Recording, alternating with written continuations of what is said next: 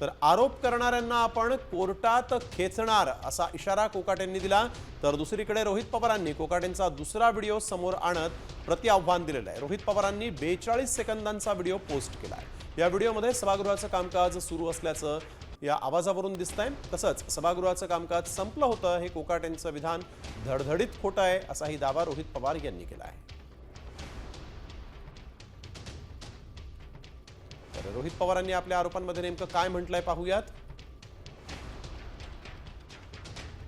सभागृहाचं कामकाज संपलं होतं हे कृषी मंत्री महोदयांचं विधान धडधडीत खोटं आहे। उलट विकासाच्या मूळ प्रवाहापासून दूर असलेल्या आदिवासी बांधवांना दुधाळ जनावरं देण्याच्या अत्यंत महत्त्वाच्या विषयावर सभागृहामध्ये चर्चा सुरू होती।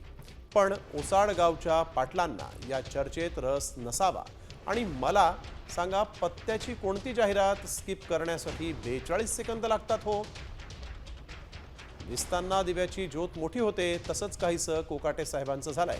आज राजीनामा देऊन शेतकऱ्यांवर ते उपकार करतील असं वाटत होतं, पण गिरे तो भी टांग ऊपर अशी त्यांनी भूमिका घेत कोर्टात जाण्याची भाषा केली आहे। हे दुर्दैव आहे। आता isakal.com आहे देशातील नंबर 1 ची मराठी न्यूज वेबसाईट।